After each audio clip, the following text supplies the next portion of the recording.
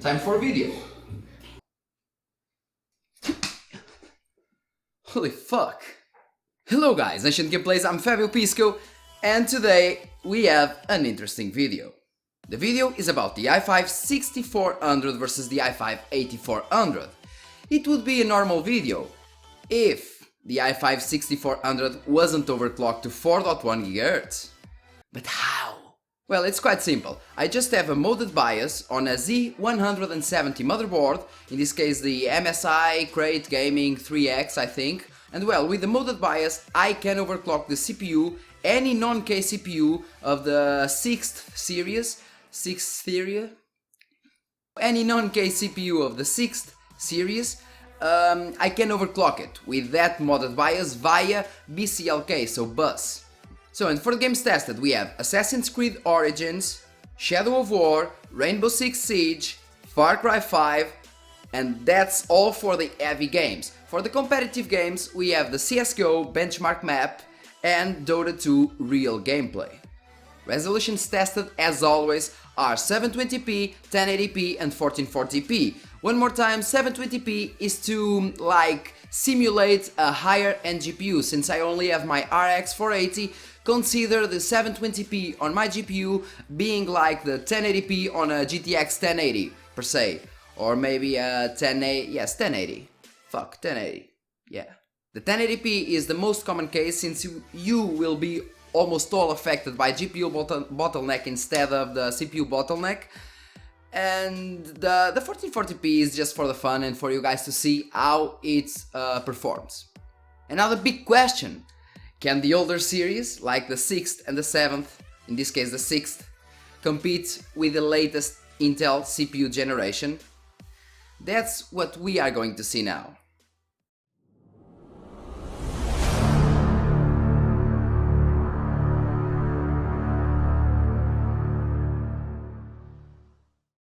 Get your cheap keys at 0and9.com.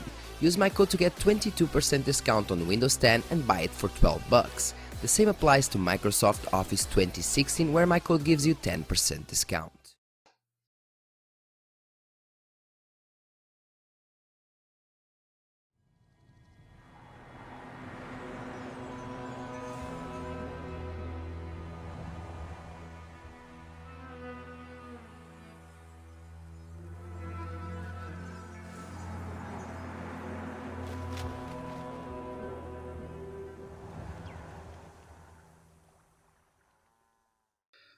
The first game tested is Assassin's Creed Origins. Results are evenly matched at 1440p and at 1080p, even when there is no GPU bottleneck at 1080p. At 720p though, things change a bit, and the i5 8400 manages to push around 7 more FPS in average. But that happens solely due to the 2 additional cores against the i5 6400 that was at 100% usage most of the time.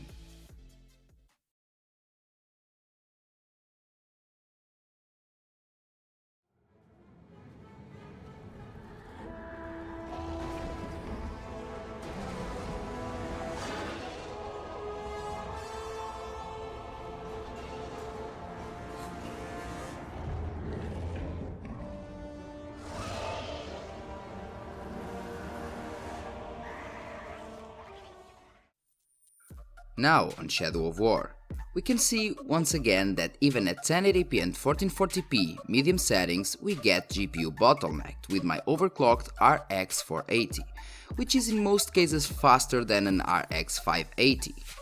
When we go down to 720p and the GPU bottleneck gets eliminated, we can see the i5 8400 pushing 14 more FPS in average and 30 more FPS on minimums, which is a lot.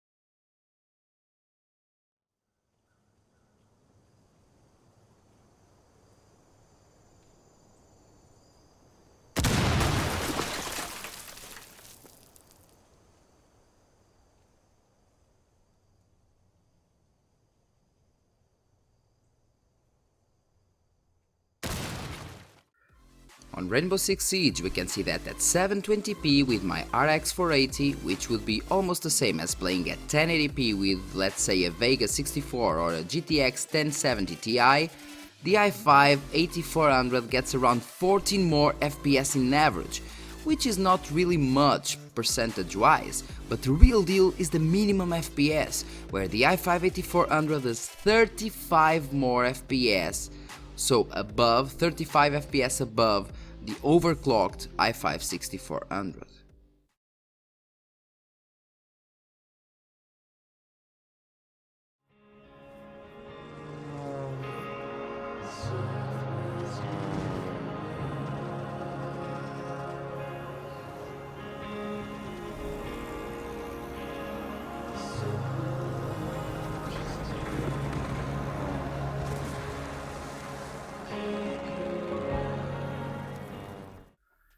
Far Cry 5 is the last of the heavy games tested, and surprisingly, the i5 6400 overclocked to 4.1 GHz via BCLK pushes almost the same FPS as the i5 8400, which is 2 generations above and has 2 more cores.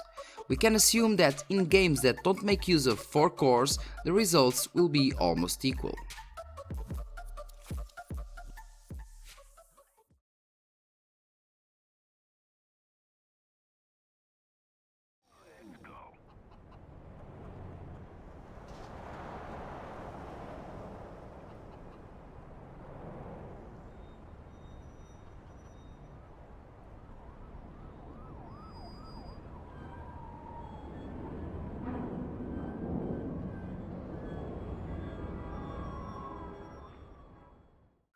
Now entering the competitive gaming with CSGO.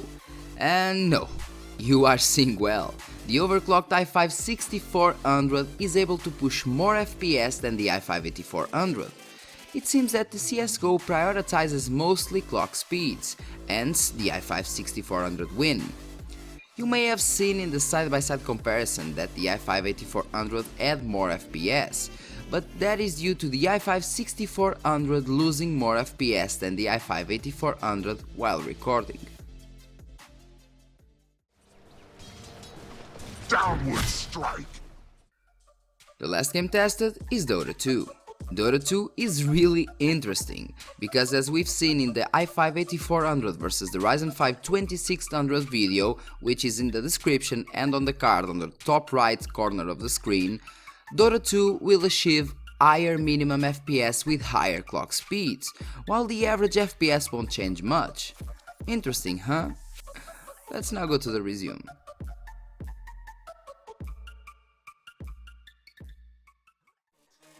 So guys, resuming, can older generations compete with newer generations of the Core i5? Can they or can they not? So cannot, fuck it. So if you have an i5 6400, if you only game, all you do is gaming, you don't need to upgrade to an i5 8400 or even an i5 8600K, for example. Okay, there will be higher clocks and you will benefit if you have a good GPU, a real good GPU. Otherwise, you don't have to upgrade just for gaming, because the difference will be minimal once you are GPU bottlenecked. In terms of rendering, of course, the i5 8400 has 2 more cores, and imagine, 2 more cores in a rendering system helps a lot. So it has 2 more cores than the i5 6400, which is 15% of the i5 6400. So 15% more against the i5 6400. I said that like 30,000 times. Rendering is faster, encoding is faster. Anything that is heavily multi-threading the i5 8400 will completely annihilate the i5 6400, even overclocked with BCLK. In terms of gaming, like I said before, it is even if you have a mid-end GPU, for example, so don't bother upgrading. If you have really the urge to upgrade to something, you have 2 options. Upgrade to Ryzen, for example, for Ryzen 5 2600, where you have more cores and more threads, not only more cores, But if you are really into the Intel CPUs, I advise you to upgrade to at least an i7 8700. You don't need the K version because the non-K version will be already much faster than the i5 6400, and that's what you want. And there is not much to say, guys. I'll be doing some build videos in the next ones and some Xenoverse 2 videos if you really like them, because people love it. And I'll do it because people love it.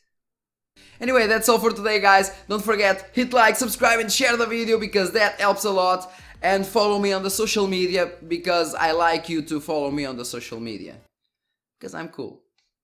And that's it, guys. See you in the next video.